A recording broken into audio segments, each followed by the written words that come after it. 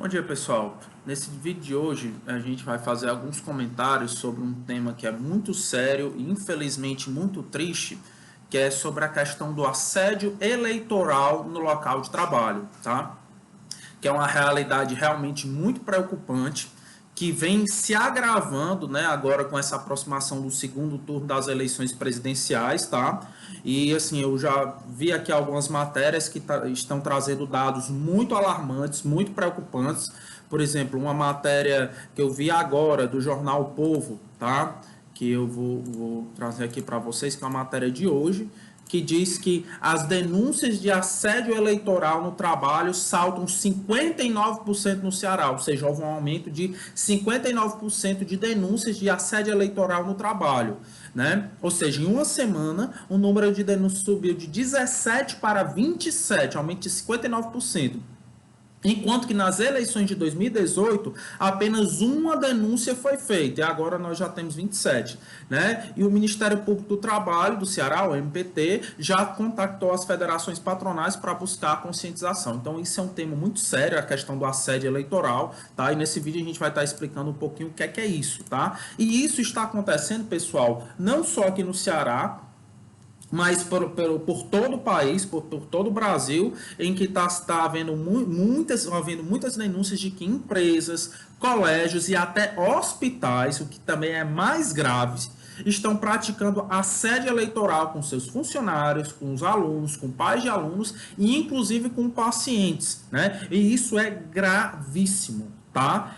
Por quê? Porque o assédio eleitoral, ele é crime, certo? A conduta de assédio eleitoral é uma conduta criminosa. E além de ser crime, também se configura como assédio moral no local de trabalho, tá?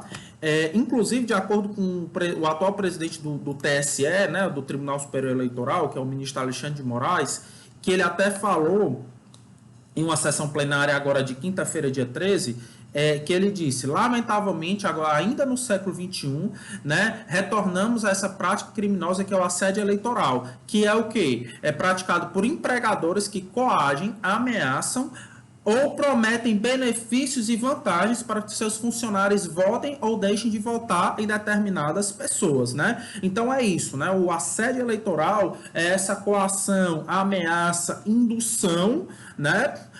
Ou uso de violência psicológica ou física, ou promessa de benefícios e vantagens para que seus funcionários votem em alguém ou deixem de votar em alguém, tá? Então isso seria o que se costuma chamar de assédio eleitoral. E o ministro, né, do TSE, né, o presidente, já entrou em contato com os 27 comandantes das polícias militares, dizendo que foi informado que, inclusive, em algumas localidades, os empregadores que estão querendo reter o documento dos empregados, né, título de eleitor e outros documentos, para impedir que eles possam comparecer para votar.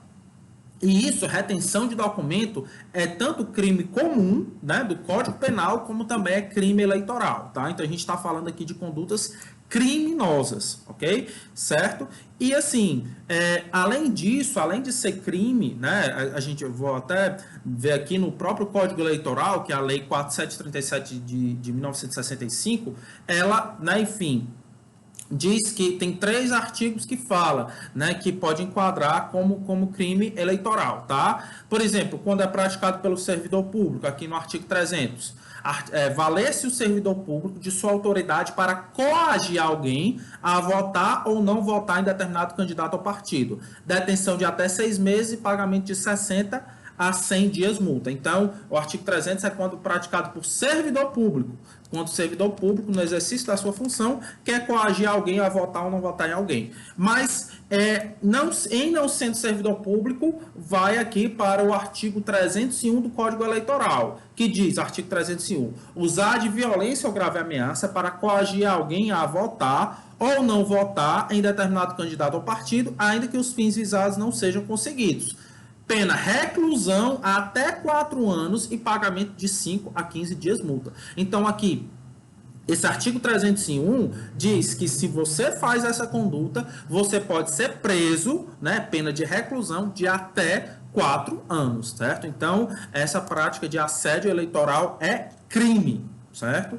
E além disso, se essa conduta ela for praticada no ambiente de trabalho, também configura assédio moral, certo? Assédio moral no local de trabalho, ok? E o assédio moral no local de trabalho, ele está previsto no artigo 483 da CLT, e que isso pode, inclusive, pode justificar o empregado a pedir, a considerar a rescisão indireta do contrato de trabalho. Então, se o empregado sofrer esse assédio eleitoral, ele pode considerar que o contrato de trabalho dele foi rescindido e, inclusive, recebendo todos os direitos de que se ele fosse demitido sem justa causa, tá? Então, ele pode considerar rescindido o contrato e recebe todos os direitos dele, tá? Então, aqui, né, o artigo 483 da CLT fala todas as hipóteses de assédio moral, né, em que o contrato de trabalho pode ser considerado rescindido, certo?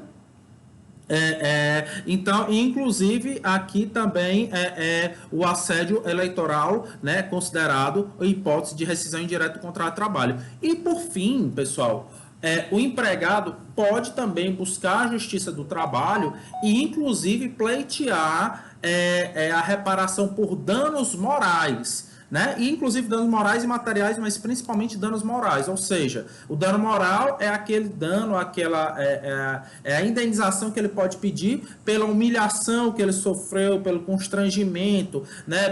Por essa coação, né? E também, além dos direitos dele, ele pode pedir também indenização por danos morais, que pode variar de R$5 mil, R$10 mil, enfim, vai variar de acordo com a gravidade dessa coação que ele tenha sofrido, tá bom? Então, só para encerrar o vídeo, pessoal, lembre-se sempre, seu voto é secreto, o voto de todo mundo é secreto, né? Você tem que votar de acordo com a sua consciência, com a sua realidade, com as suas preferências, e se você for vítima de assédio eleitoral, né, não fique calado, denuncie, certo? A denúncia ela pode ser feita de forma anônima, tanto ao Ministério do Trabalho, ao Ministério Público do Trabalho, ou ao seu próprio sindicato profissional, certo? E, como a gente sempre reforça, procure sempre um advogado para maior conscientização dos seus direitos, tá bom, pessoal? É isso aí, forte abraço e boa eleição no domingo que vem.